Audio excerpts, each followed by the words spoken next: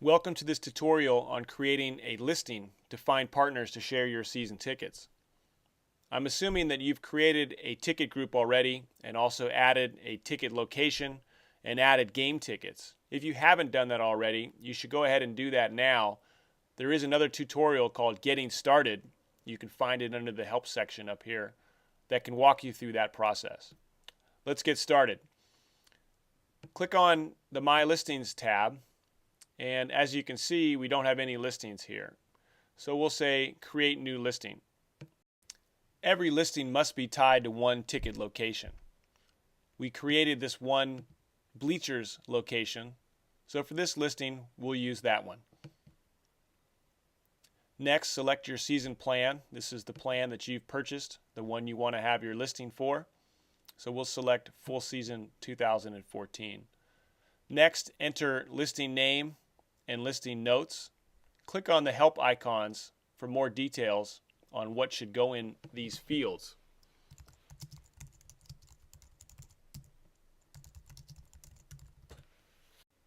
This service is for finding partners, not for selling off individual games. So there is a minimum games per offer. You can set yours higher than your team set floor. So for example, if you wanted to sell 10 games and only 10 games, you can set your minimum games per offer at 10. So then any offer that would come through has to be for at least 10 games. Minimum tickets per game, you can allow buyers to offer to purchase one ticket or make sure that they purchase all tickets to a particular game. So here we'll enter a buyer must purchase at least 2 tickets. If you have 4 seats, for example, you could set this to 4 if you wanted somebody to select all 4 of your seats for any offer. Enter your preferred payment method, your preferred ticket delivery method, and then your listing type. Now this one's important. We have 2 listing types: number of games and list of tickets. The number of games is for a generic number of games. For example, I need someone to take 20 games and join our group to take 20 games.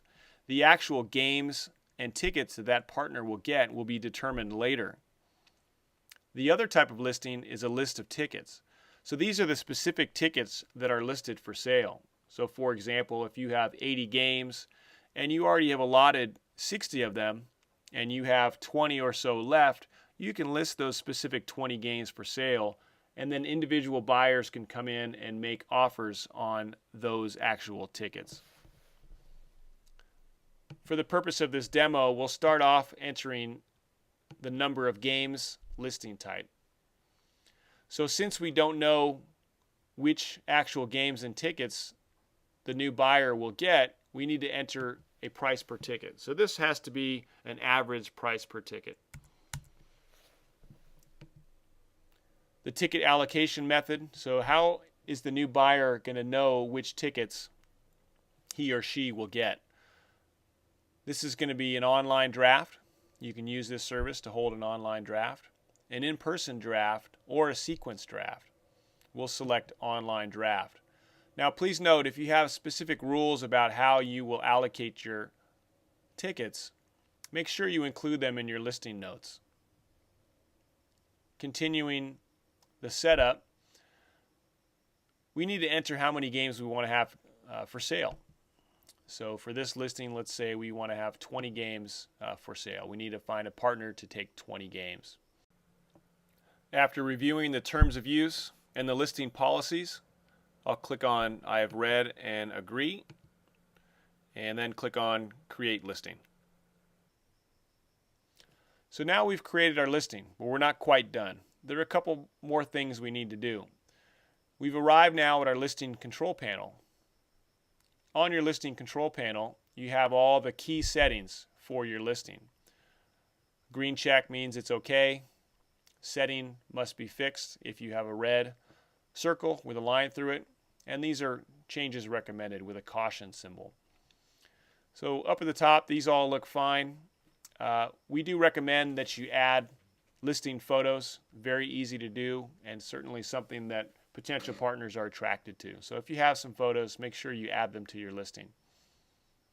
Now on this listing control panel, you can come back and make changes as needed. So these all look pretty good. The remaining things are the setup complete and then also verified. So we'll go ahead and we'll click on I am done setting up this listing.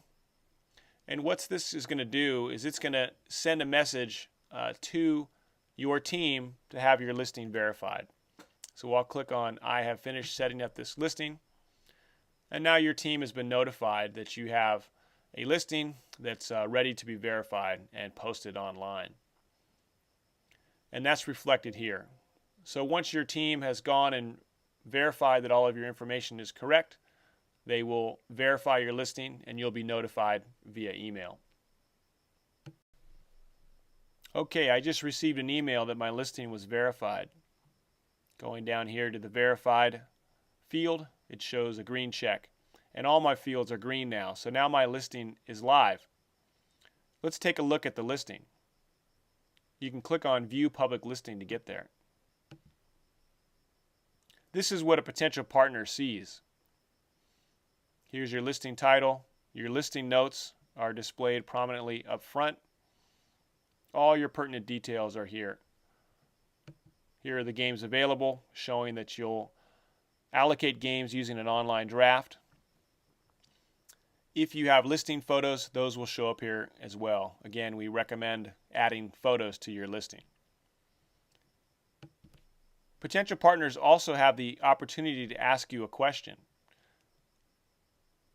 Users who have registered can click on the Ask Question button, log in, sign up, and send you a question. You'll be able to respond to them, and any question and answer that you've responded to will show up on your listing as well. This is a great way for people to reach out to you to clarify some of the points of your listing. It's also helpful for other people looking at your listing to see other questions and answers as they've come in. Notice also that there are ties to social media: Facebook, LinkedIn, Google+, and Twitter. So make sure you promote your listing to your own network of friends and family. To get back to your listing, you can always click on the Dashboard button. So we'll click on Dashboard. Then we'll click on our ticket group, My Listings. And here's the listing that we're working with. Now I want to show you the other type of listing. So if you'll recall, we did a number of games listing for this listing to begin with. The other type of listing is a list of tickets. Let's switch to that. Click on number of games and we'll click on list of tickets. We'll verify that we want to do this and we'll say save changes. So now we're showing under games for sale that we have 0 listed for sale and our price per ticket is $0. So we need to fix this. Essentially what we need to do is we need to go to the Ticket Navigator and change the status of all the tickets that we want to sell to list for sale. And we'll also need to enter prices for those tickets. So let's do that. We'll click on Go to Ticket Navigator.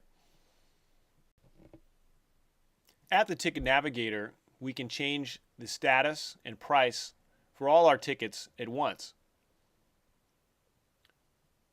In the date range, we have a full year.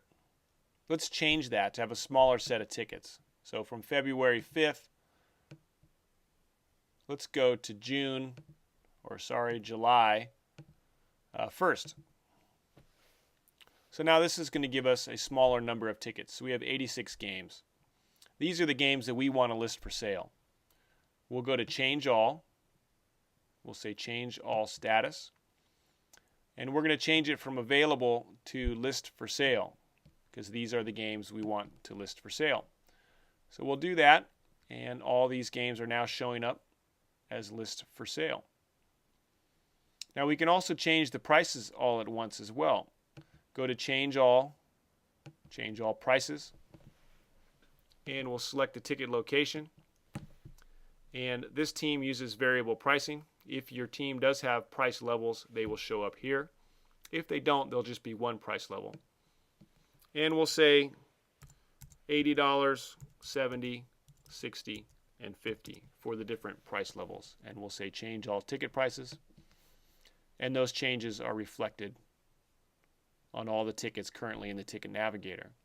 Now you can then go into any one of these tickets and change the prices as well. So if this particular game you want it at $65, you can certainly go in and do that. So we've changed the status for all the tickets that we want to list for sale, and we've also entered the price. We'll say Save Changes. And then we'll return to the listing. So we'll click on My Listings, and we'll click on Migrate Listing. And then we'll scroll down, and we see total games in the season 81, games for sale. You have 43 games listed for sale. So these are all the games, up until July 1. Also notice that we have the price range in here. So price per ticket is $50 to $80. Let's take a look at the listing now that it's changed. Click on View Public Listing. And we'll look at games available. And instead of showing just a generic number of games and an average ticket price, we now show the number of games that are available, the price per ticket, and then the actual tickets listed below. So now you've seen the two different options for creating your listing. Once your listing is up and running, potential partners can ask you a question, and then the next step is to make an offer. Thank you for watching.